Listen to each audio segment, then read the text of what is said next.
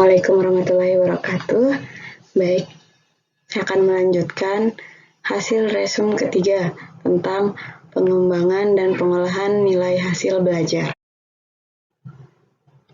Pengembangan instrumen penilaian hasil belajar. Langkah-langkah yang harus diperhatikan dalam pengembangan tes hasil belajar adalah pembuatan tabel spesifikasi, merumuskan indikator, merumuskan soal, melakukan uji coba soal, melakukan analisis butir soal, melakukan tes menafsirkan hasil tes.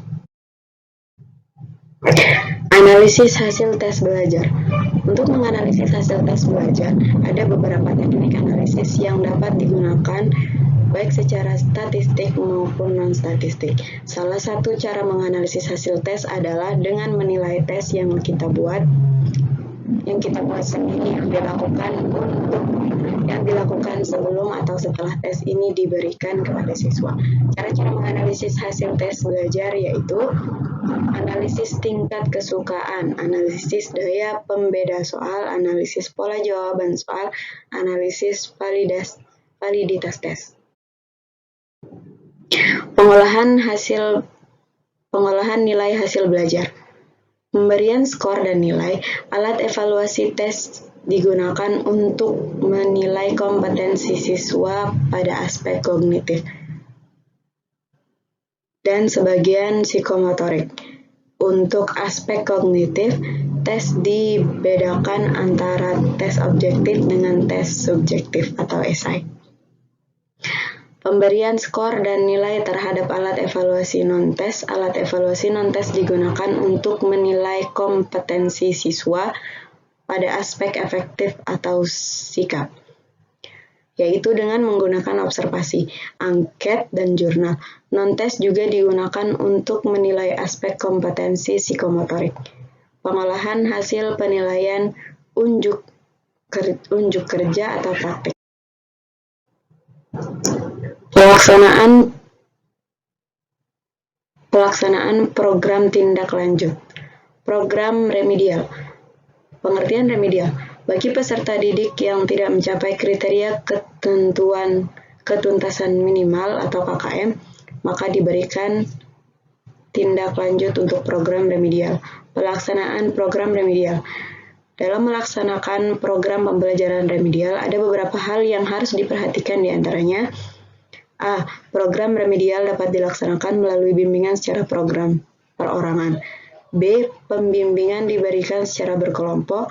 C. Jika kesulitan belajar dihadapi oleh sebagian besar siswa, maka program remedial dilakukan dengan pembelajaran. Prinsip-prinsip program remedial. Adapun prinsip-prinsip program remedial yang perlu diperhatikan adalah sebagai berikut. 1. Adaptif.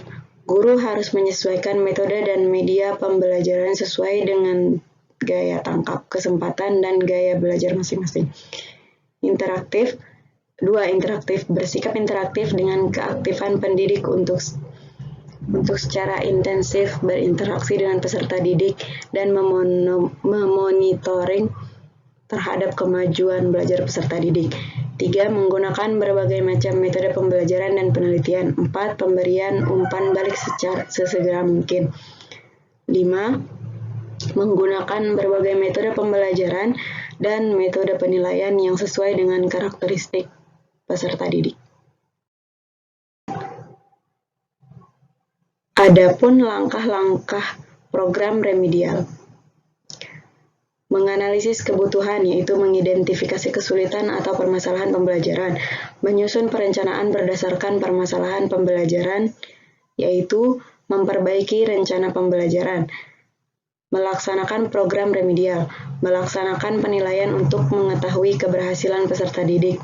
Menetapkan nilai yang diperoleh peserta didik setelah program remedial sebagai nilai akhir capaian KD pemuatan pelajaran.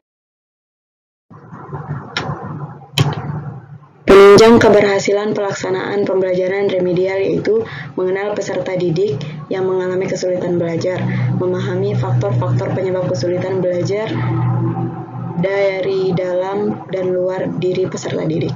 Program pengayaan. Program pengayaan adalah pembelajaran yang diberikan kepada peserta didik yang telah mencapai atau melampaui KKM. Perlu diketahui bahwa program pengayaan dapat diselenggarakan dengan baik jika dibuat perencanaan pengajaran.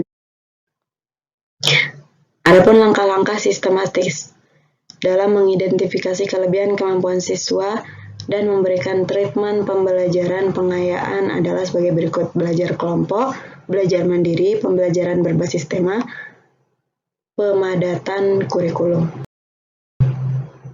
Syukron. Wassalamualaikum warahmatullahi wabarakatuh.